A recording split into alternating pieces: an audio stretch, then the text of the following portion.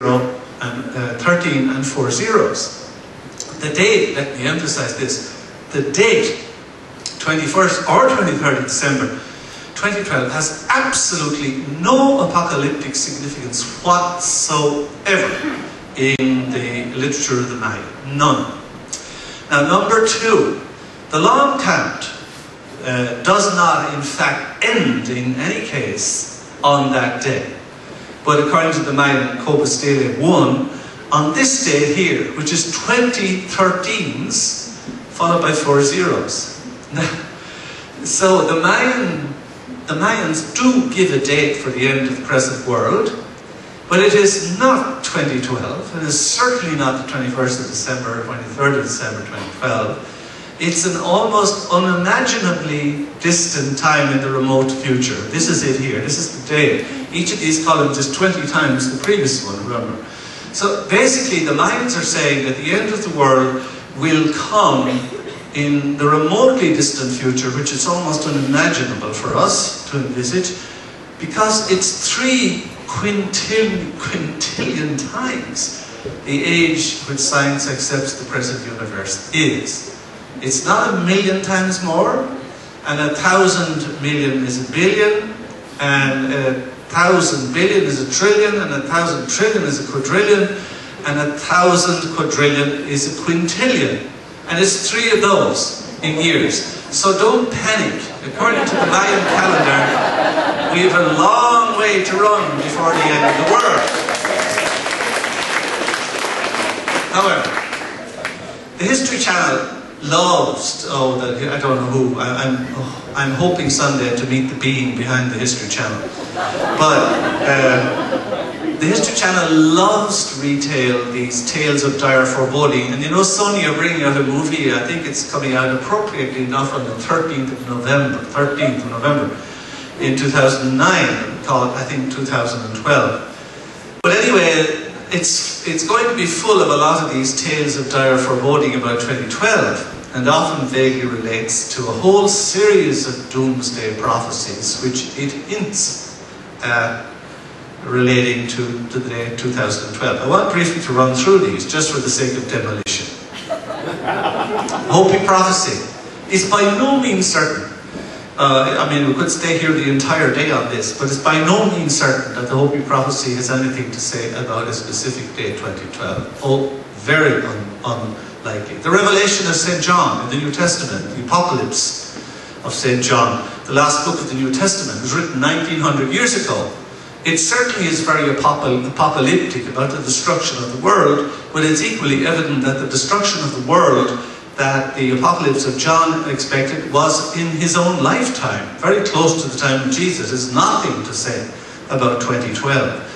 The quatrains of Nostradamus, I just noted to myself, you know, according to the best experts, they're supposed to be valid to the year 3797 of our calendar, AD. So it's hardly likely that Nostradamus would have predicted the end of the world in 2012. In fact, there's no date given in Nostradamus.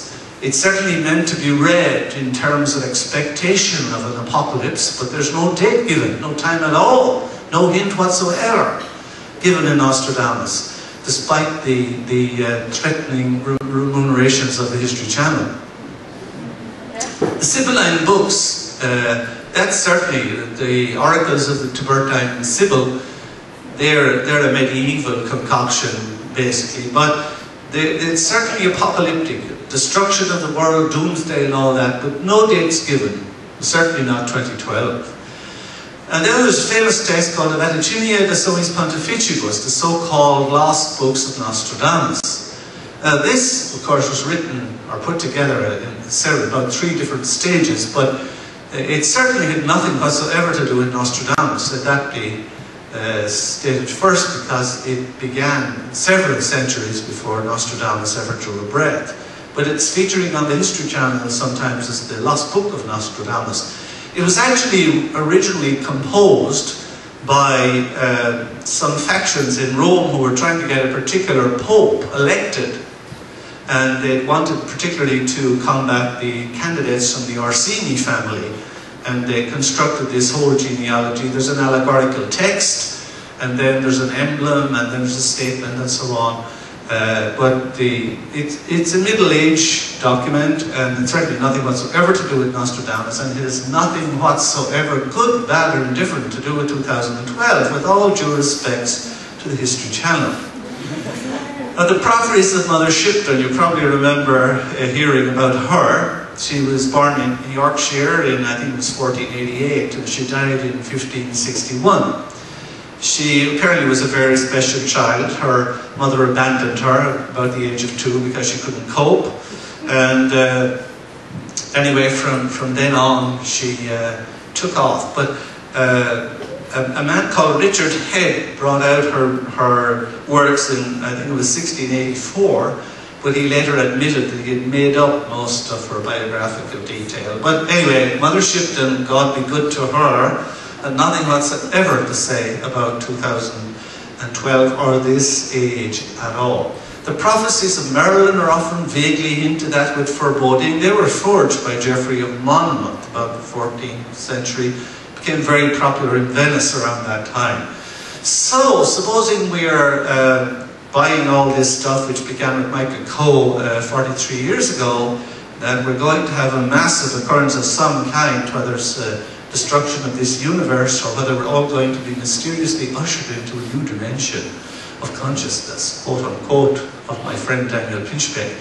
Supposing we're sitting in our houses or on top of some hill somewhere on the evening of the 21st or 23rd of December 2012, what should we expect that day in the light of the Mayan prophecies? Nothing. Zero. What? That's what you should expect. And that is what you will get. Now, this doesn't mean that we're facing very, very difficult times. The reason I am so much against this 21st or 3rd of December date is because some of these things may happen sooner than that. And if we're all focused on some catastrophic, mysterious event foreseen by the Mayas, then we're going to be really caught out very, very badly. There's a couple of things we need to take into account here. And I'm going to have to put this on again. Mona, you're going to forgive me, I know. If not today, maybe sometime in the distant future. But I want to read some statistics on this. The NASA Themis spacecraft back in June 2007, just a little over 2 years ago, detected enormous breaches in the magnetic field of the Earth, which were 4 times the width of the Earth itself. And it was absolutely anything previous to that was never even thought to exist in the wildest terms. Now, the solar cycle 24, which is expected maybe in about 2013, or a little earlier even, the Earth's and the Sun's magnetic field will be aligned in about 4 or 5 years' time. And the startling fact that they've discovered recently is that when the Earth and the Sun's magnetic field are aligned, then it allows a lot more of solar particles, which they call the solar wind, some of which are very harmful in terms of ultraviolet rays and X-rays, in addition to other electrons and protons that come in. They expect that perhaps 20 times the normal amount of those harmful rays will come in if the Sun and the Earth's magnetic field are aligned, which they will be in 3 or 4 years' time. But this is going to be a very, very serious problem. It may not touch in 2012 or 13 or 14, but it's certainly something that would be very foolish to ignore. Number 2, the Sun's magnetic field. Now, since